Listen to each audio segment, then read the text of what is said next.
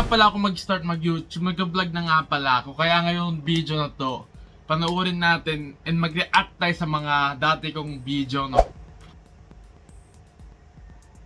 Ano yan? Ba't nakangiti ka dyan? Mag-cellphone ka ng cellphone. Sino yung kachat mo? Magugat ka plato doon. Nag-cellphone, nakita yung magulang nila, nakangiti sila. Ganito yung reaction ng magulang nila, no? Wala naman akong masamang intention. Sana mag-viral ang video ko. Yo! Real talk guys, bawal tong ginagawa ko na to eh. Nakalagay dun sa may rule. Bawal umupo sa may snowboard. Pero may lang naman eh, kaya okay na siguro yun. Sir, ito po yung nawawalang bata oh, yung missing. Uy!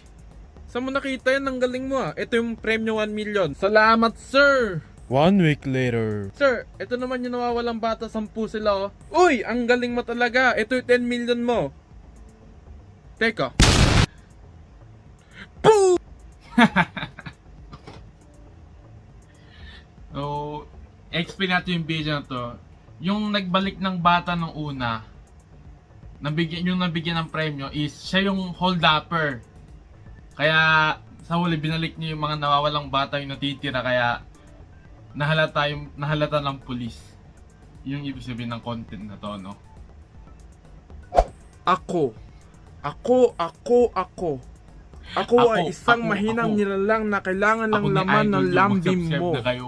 Mag-isip ka ng color ng gusto mo, kahit anong color. Okay?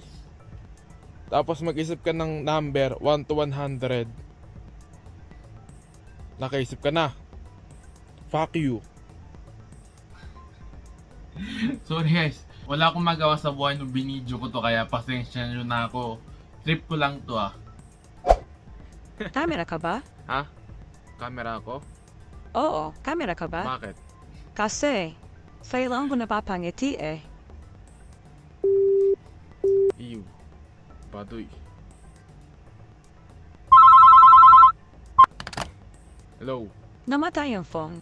Ah, sorry, baka napindot ko. Na-inlove kasi ako eh. Guys, tanong ko lang sa inyo.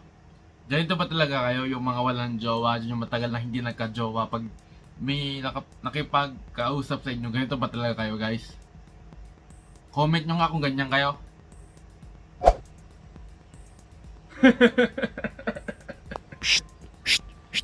Sorry po, sorry.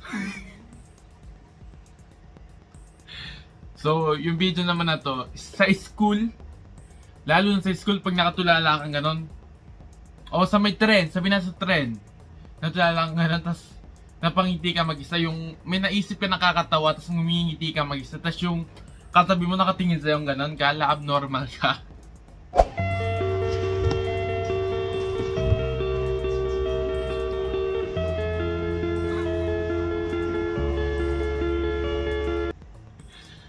Yung video na to, ginawa ko to sa may restaurant, kaya gumaganong-ganon ako mag-isa sa may table.